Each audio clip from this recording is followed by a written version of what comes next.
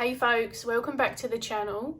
As you can see, for 2025, hopefully throughout the months, I will be returning to doing my practice wrap-ups and reflection videos.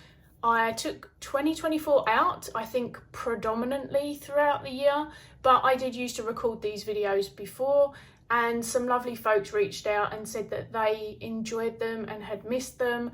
And in all honesty, whilst they're perhaps not my most viewed videos, they are some of the most enjoyable to sit down and record for you. It's just a time to share my practice, you know. I'm not trying to share resources, I'm not trying to teach, I'm not trying to really achieve anything other than just sit down with you and have a bit of an informal catch up, you know, what my practice has looked like in the month of January in this instance, and hopefully I'll be able to keep those up. If you're new here and you don't know, I've got a lot of health stuff going on and some very severe chronic pain issues at the moment in particular. So I'm hoping to keep up with this and stick around and be present throughout the year, but it's really just taking it month by month. If you're curious the sort of things that I'm going to talk about and share, I'm going to talk about my tarot and oracle practice, runes, any other divination that's relevant, anything witchy, pagan, adjacent to that, you know, things that embody my practice, that stand out for me for the month that I'm talking about, that brought me joy. I might even mini review a couple of things as we go through. You'll get to see them. I'll talk a bit about how I use them. Perhaps I might even share a few fails or things that didn't quite go to plan or I didn't enjoy so much. Hopefully whatever interests you will be time-stamped below, so you can just go and jump onto that if you don't want to hang out for the whole thing. We're going to jump straight in with it is a planner, but don't get too excited. I get asked a lot to share how I do my tarot journal, how I do my planners, lots of things like that. And my Patreons will already know that most of my journaling looks very unappealing, it's very unexciting, and it's all on Apple Notes. It's just most accessible for me, and over the years I've just not been able to keep up with creative things because of just various different challenges. And whilst I love the way they look when they're all artistic and just all of the fun things, they don't work for me long term, especially when I'm in a really high pain state. So I thought I would share what I decided to do this year. I usually get the Earth Pathways diary, which I love, especially because it's more regionally appropriate for me. But there was a local UK shop stocking these by Temperance Alden, the Year of the Witch, and I was just really intrigued. I loved the size of it. I will show you really quickly what I've been doing, but the only planning that goes in here really is any clients I have, whether those are therapy clients or they're tarot clients, and then days when I am going to or have done something to do with content creation, and that is across the board. I'm on Instagram, I'm on Substack, I have a newsletter, Patreon, YouTube, you know, all of the things. And one of the reasons that I decided to do that, along with really just people's birthdays, loosely following the wheel of the year, although I do follow it in more of a seasonal and regional land-based way, but I also like to honour the dates of the celebrations. It's a nice way just to have them already preset, and sort of in and around that time I will do something potentially in particular for them if my body permits. I have the moon phases in here. Other than that, I just wanted to keep it really, really simple, something that I could do every week on those days when I think I haven't done much, because that's kind of a thing that I grapple with a lot.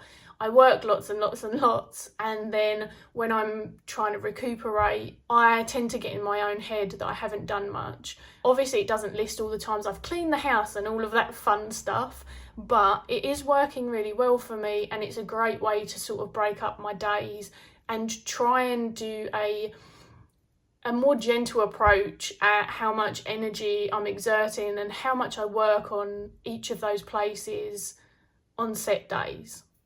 So that's kind of the idea of this. If you haven't seen this before, I'll just show you. I've got some bits in there. It's a really gorgeous planner actually, and it's really the perfect size for me. I didn't want anything huge because then I would feel disappointed that I hadn't filled it out, you know, correctly.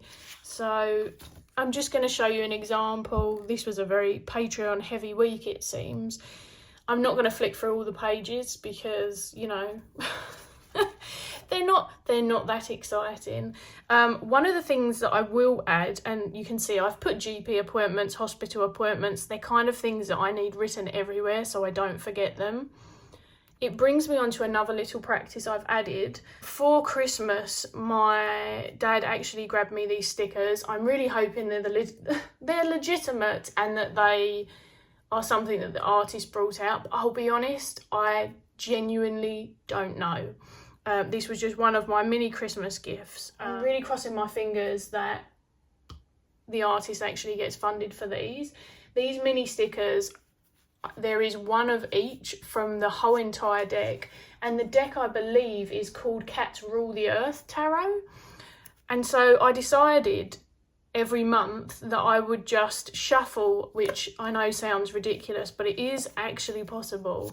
I just shuffle these and I pull a card for myself every month.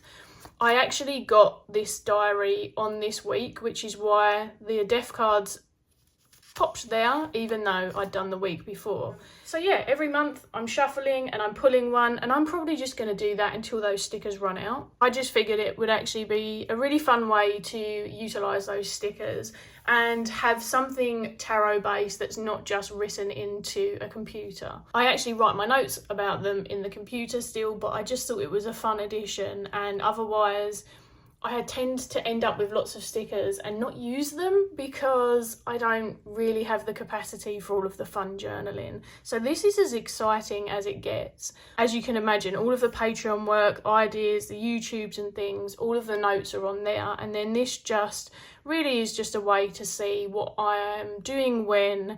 And yeah, I just feel like it's a better time management, energetic approach for me. So we'll see how that goes. And as I say, there's kind of a nice little write-up at the beginning of every month as well, some space to note things down. I haven't actually done that yet. I think next we will jump into decks because I know that's people's favourite part. This is sort of threefold. I'm going to show you the deck pairings that I have predominantly been using through January.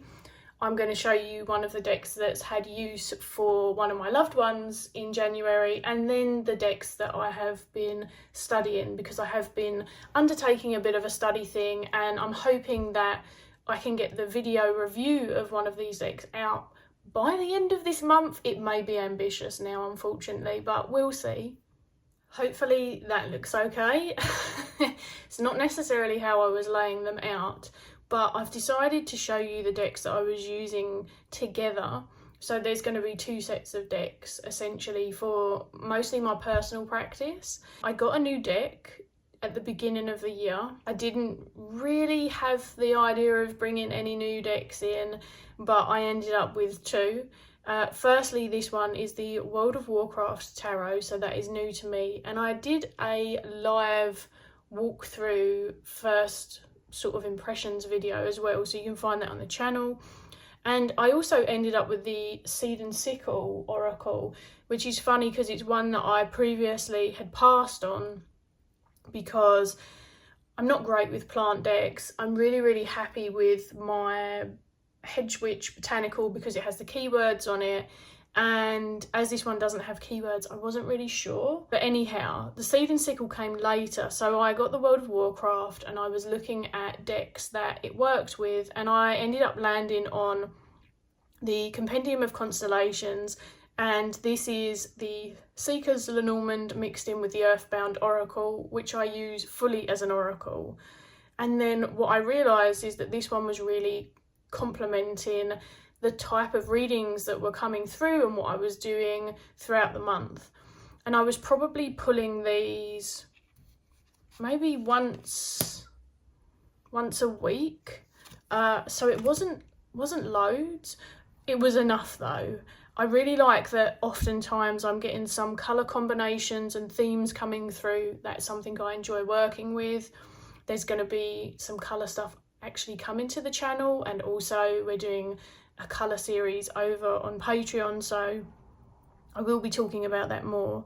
And one of the things that I loved about these in particular, the Compendium of Constellation kind of adds an overall theme, and then I felt like the Earthbound and Seeker's Lenormand almost felt like kits or tools that, you know, my World of Warcraft character might be carrying. It felt sort of like almost gamer friendly. It has that kind of gamify your life vibe that 𝗕𝗿𝗀𝗀𝗀 talks about.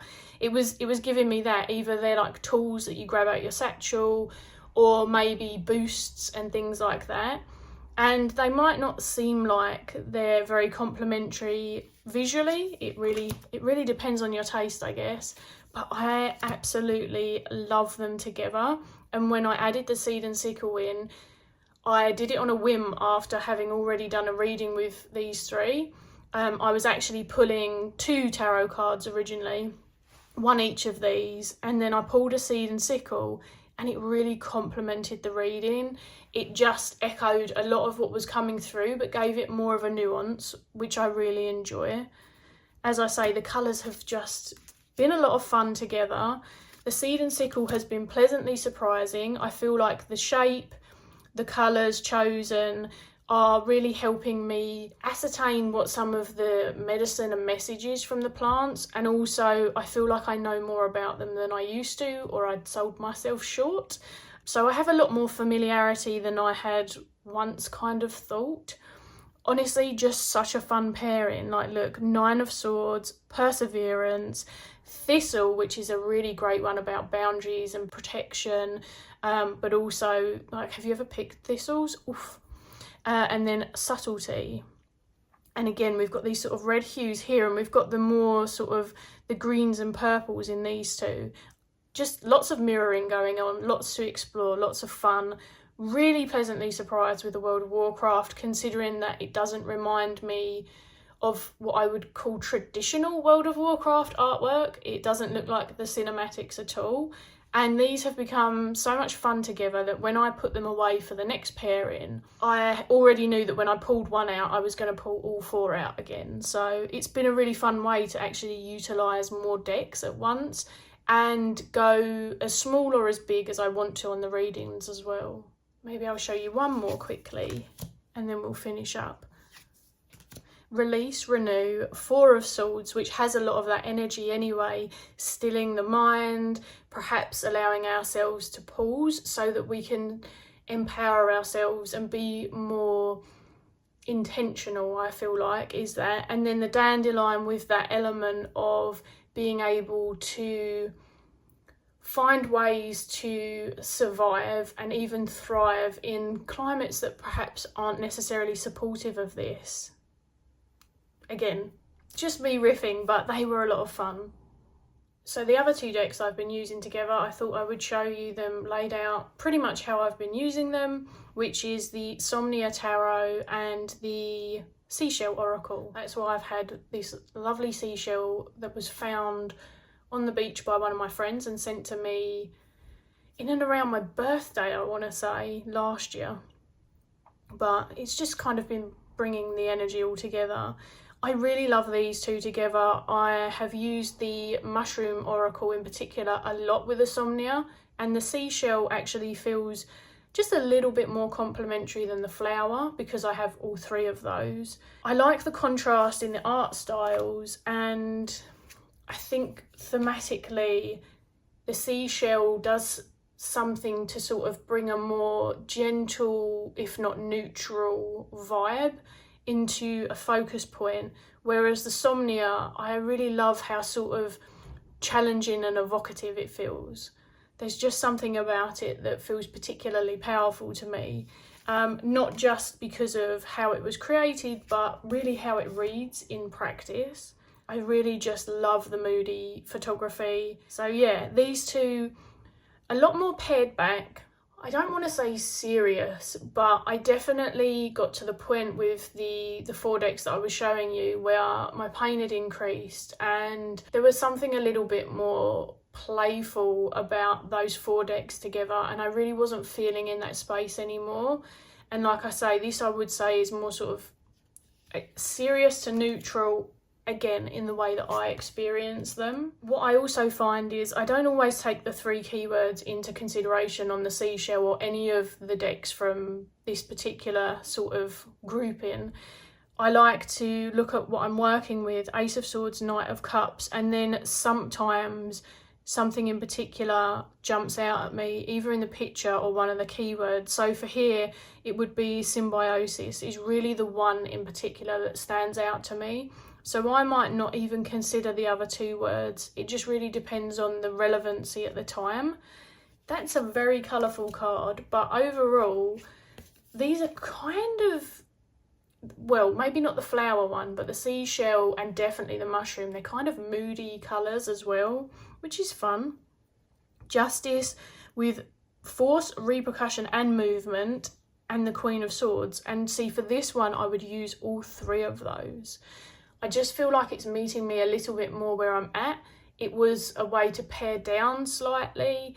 I am feeling like I need to do that at the moment. I'm not coming to my cards loads and loads, but I'm finding myself either doing a little quick shot reading, which is one when I don't have the energy to go away and do something with it. I just want a focus point or just a brief message. And then other times with this, on the complete flip side, I'm doing quite developmental or reflective readings, going away, journaling, coming back, working with it for perhaps a few days, maybe even longer, and then putting them away and waiting till I feel like I need another message. It suits me on both of those fronts, so it's just been a really enjoyable pairing, and it just doesn't make me feel overloaded with information either, which I think is a really sweet spot with these in particular. Next, we're jumping straight into a deck that I've been using for a loved one, and I'm sure they won't mind me sharing, obviously not the context, but who it was.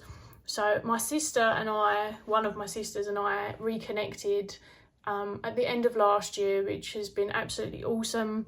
And of course, she grew up around tarot as well, because I did. When she's been round a few times, she's asked if she could have a reading. Well, the main deck that she's ended up gravitating towards was one of my favourite decks when I returned to tarot like a decade ago.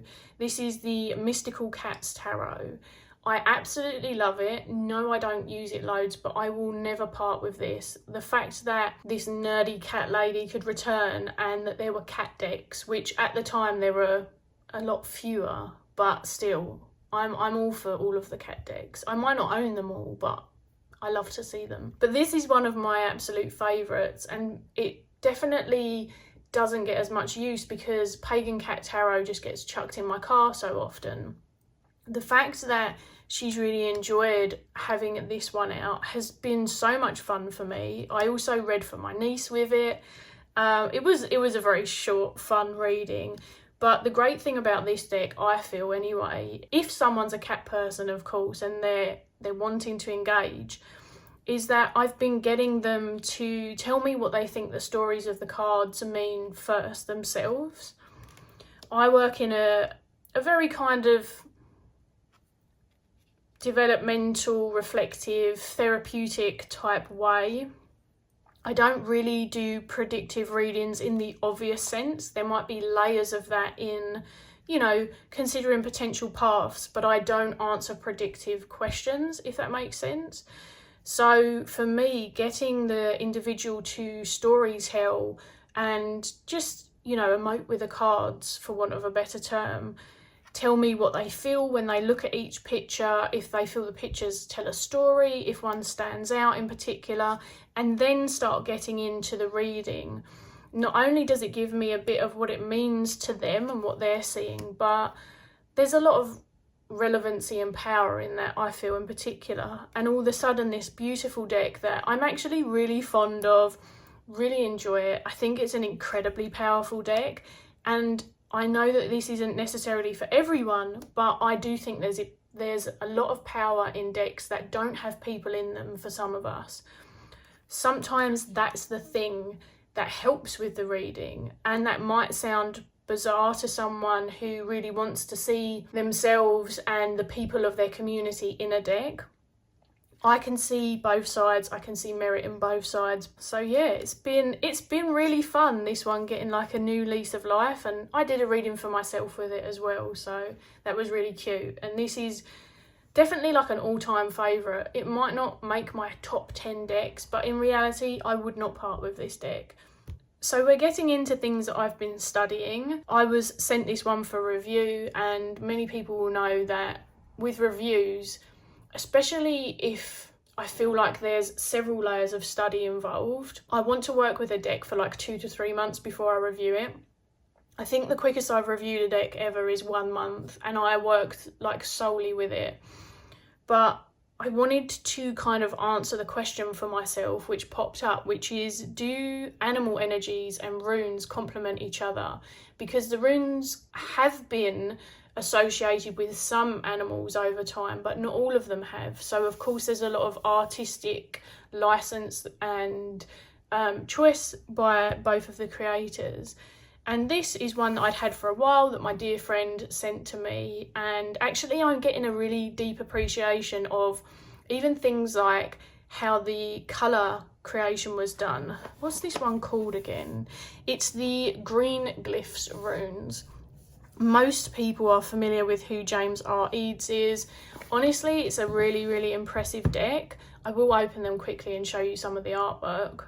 Now, I would never actually use these two together normally. It is a study process, and honestly, most people will know that my favourite is actually using the runes. But in terms of ways that I find it easier to learn, some of the imagery in this one in particular, and then the keywords in this one, it's been really nice to kind of start forming something a little bit more robust. I've been working with runes for around 4 years now, I think, and I haven't picked up the language of runes like I did with tarot. Arguably, I grew up around the tarot, so it could be that. I also had great cognitive retention until my conditions kicked in. I do think that's a part of it. Like, I didn't start learning the runes until after I already had like a variety of things, but I just think that they are very different. I really wanted to dive into the questions that I had about this deck before reviewing it, so that the review was more personalised, especially because most people know I do a lot of animal workings. I do animal analysis like every month, so I thought it would be kind of silly of me not to consider, do I feel like they complement each other or not? One of the things that I've been exploring, which is why I've had both decks out, along with looking at the rune poems predominantly as my other resource, and all of my notes that I've got on the runes over the last 4 years, is what do I think of these keywords? What are the most boiled down keywords for me? Because of course a keyword can be both expansive, but it can also be sort of restrictive in some ways. And it just has evolved into this whole kind of rune study.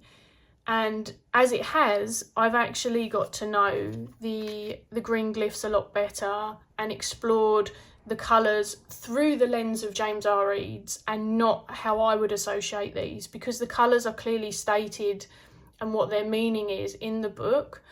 And I think that once you sort of acquaint yourself with that, you can reorient yourself, because I do colour work, so my associations were not necessarily always the same, or perhaps more varied. I'm really enjoying both of the decks. They're very, very different, as you can see.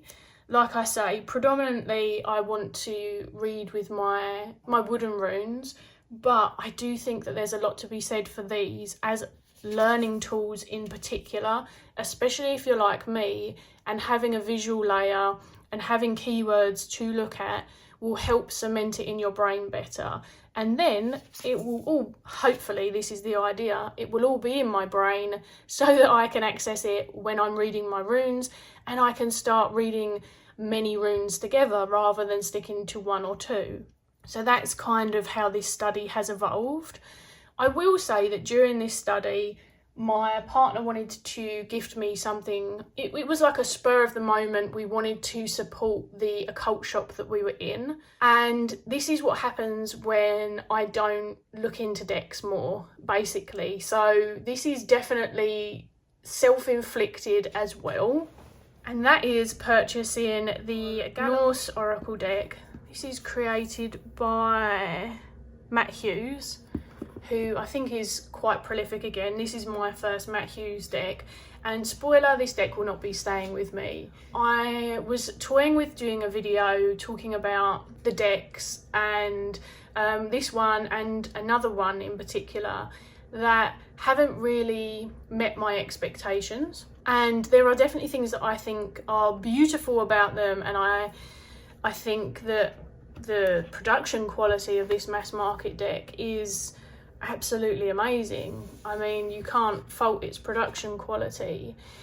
It has the runes in it with a selection of keywords, one on the card and then more in here. It goes into deities, and then it goes into, what does it call it? It just calls it sigils. And I should have researched this deck more. There are a variety of things in it that just don't meet for me. Some of the language in the book around how the symbols are discussed, it just left me with a feeling like this wasn't for me. Like, it wasn't sitting great with me in terms of, I actually haven't used it. I've opened it, I've had it out, I've read the book, I haven't used the deck at all. And I will be selling it or trading it. I have already got it up on one of the Facebook groups. I would never come on and just crap all over a deck's creation. And like I said, this is not the only one that I just hasn't really vibed with me and my practice and met my particular expectations. Yeah, if you have any thoughts about people speaking to decks that they perhaps have more critiques than nice things to say, but you know, it's a genuine experience, let me know what you think. We ask for authenticity a lot, and then sometimes the response to that is contradictory. I don't know how to explain it any better, but Norse paganism and Norse pantheon mythos is a huge part of my practice, especially over recent years. It just didn't hit the right thing for me. Just very surprising. So yeah. Moving on to books, I was actually reached out to by, I assume, the publishing house and one of their people in regards to Compendium of the Occult, and they asked if I would have a copy of this to just share on socials. They didn't really even specify a review. I had a little look and was very curious. This type of book for me is very easy to ingest as well. And so I spent January, since this came, just getting acquainted with this book, looking through it and just sort of working out, I guess, who I would recommend this book to in particular, because it works more like a reference book, but it's exactly what it is. It's a compendium, and so it's a snapshot of all of these different things, which would be absolutely great for someone who wanted a way to begin learning about the occult and really didn't have a lot of knowledge at all, or for those who really like these type of reference material books and just like a place to bounce off of, a little bit of sort of historic information, some pictures, some keynotes. This book isn't going to teach mass amounts about each of the topics. Instead, what it does, like I say, is it gives you entry snapshots. And from what I have looked up, because of course there's only so much research and referencing I can do before I might as well have edited the book myself, from what I can tell, the information that's shared on here seems to stand up. It's actually created by Liz Williams, so that's the author. And it has a really nice timeline edition, which I appreciate you can't see the whole thing in focus, but here you go, you can see here. So it works us through the timeline. We've got origins of Western occultism, divination. It's almost like a little dictionary so to speak, charms and talismans. It's put together beautifully, like the way it's curated, the way it's laid out, absolutely stunning. In the same way that I collect field guides for animal identification, I know that there are some very well-versed and well-practiced occultists, witches and pagans that are very keen on owning a large library of these books, even if they know all of this stuff already. But mostly I feel like this would be great for beginners. A little bit of an insight into the history of where some things come from, and perhaps and hopefully spark them to go off and look into it more. Because if we don't know where the things that we're practicing come from, really there's like quite a significant disconnect. So that's kind of what I've been enjoying about this. I didn't necessarily know every single thing in here either. As I say, it's not necessarily one that I'm going to say, yep, everyone get this. I mean, by all means, you're going to get a beautiful book. But in terms of like use, I think it has a really good beginner access point in particular. I would happily lend it to people as well. It's one of those, like, I love having a few books that if someone shows an interest in something, you might lend it to them and they can become a little bit more acquainted with things. The other book I can't actually show you because it is an audio book. I'm usually quite fussy about my narrators, but I was pleasantly surprised with this because the very own AnnMaddox narrates her own book. So I actually got Witch in Darkness, Magic for Tough Times, Bad Days, and Moments of Total Catastrophe. And honestly, where I am feeling on a very individual level, and then of course the very macrocosmic landscape that is going on throughout the world, throughout various communities at the moment, the kind of overall vibe, it feels like a very fitting book for the time, sadly. And it has so far pleasantly surprised me.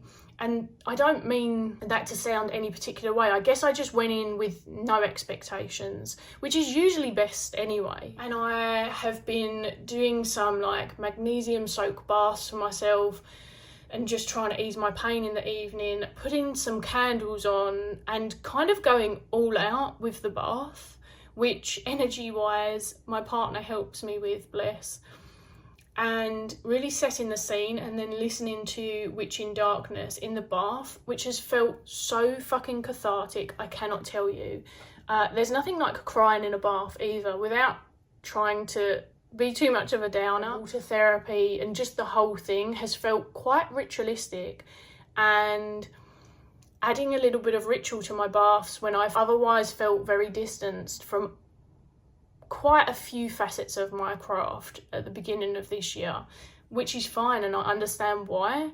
But aside from getting out in nature, either directly in the garden or going to the duck pond, I've been very indoors. It's been very hermity, isolated, heavy. It's just been a really timely book to meet me where the hell I'm at. And I think that often for me that adds to the experience of something is if it finds me or I find it in the right time, then I am going to have a really potent experience with it. I don't want to do any spoilers, but I'm really enjoying it, and I'm going slow with it as well. You know, there's only so long I can sit in the bath before I'm sore again, so that's what I've been reading. I don't really have anything else to show you currently. My Misc is that I've been doing Spanish on Duolingo. I'm not sure how well the retention is. I've already spoken to you about my incredible difficulty with retention of anything, and I never was a wonderful language learner. I'm dyslexic as well, and so yeah, just the mix of all of those things has proven interesting.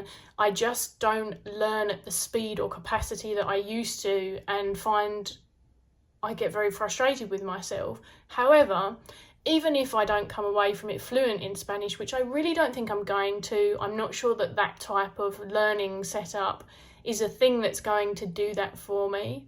I am picking up just even Spanish words, really brief sentences. Just, yeah, it's been fun to just sit and do it. It's been interesting, if nothing else, and it's, again, any app things on my phone that just feel easy and accessible at the moment have been utilised, because I can use them standing up, sitting down, I don't know, spinning around on my head, you name it.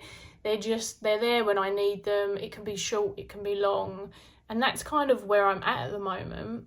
As I say, practice has been really dialed back. A lot of the long-time members here will know what the deal is with my health, so I don't want to bore everyone. January felt like the longest month. I'm sure there was 62 days in it and not 31. It was long. It's been incredibly challenging, but I do have some things in the works, hopefully, as I say, that I'm excited about or hoping that I will be able to put out into the world. The other thing in January is, I believe that's when mine and Dawn's video went up. Dawn, Michelle and I are doing a Tarot Beyond Tradition series. Some people have sort of argued about whether it's beyond tradition or whether tradition is sort of a growing organic thing, and I would argue there's points to both of that. But the title's nice and quippy and it still works. But we've been doing that and taking turns. So the most recent one's actually on Dawn's channel. That is us talking about the tarot cults. What's really lovely about doing that with someone, and Dawn in particular, is that we get to sit down together and we record quite a lot, actually. You're seeing an edited version of that, so you're not seeing anywhere near the full conversation. Some of it's just private as well between the two of us, but I'm getting to sit down and talk to a lovely friend about tarot, about life. I don't really get to do that in person, and so having that online connection has been huge. And obviously you don't need to record those and be putting them on YouTube, so I highly recommend people doing some more video meetups. I found it really nourishing, but also it's a really nice way to share our practice and that facet of things where you're bouncing off of each other and just having a really relaxed discussion that could be used as a resource, but is predominantly just two people chatting about their practice. I've really enjoyed it. I'm really thankful for the way it's set up as well, because when it's on Dawn's channel, Dawn edits the videos, and when it's on my channel, I edit the videos. So it means every other time one of us gets a break from editing, and we're talking about editing potentially like 2 hours of material. So they've been quite the undertaking, but I feel like I can speak for both of us when saying we've really enjoyed it. It's been really nourishing. It's nice highlighting someone else on my channel, and Dawn has said vice versa. So that's actually the one other key point that I would point out for January. If you're interested at all in tarot discussions, then check them out. We've both got playlists with all of the videos on our channels. So whoever's channel you're on, you can search for the playlist Tarot Beyond Tradition and you will find all of the videos there. So we've done more of an intro one, we've done numerology, and we've done cults so far, and we are taking requests as well. But yeah, that's my month. I'm sure that there's key things that I'm missing, but I think that's enough for now to ease all of us back into these videos. As always, I'd love to hear from you. You know, whatever you want to share in the comments, please do so, and I will see you soon with some more content. Bye.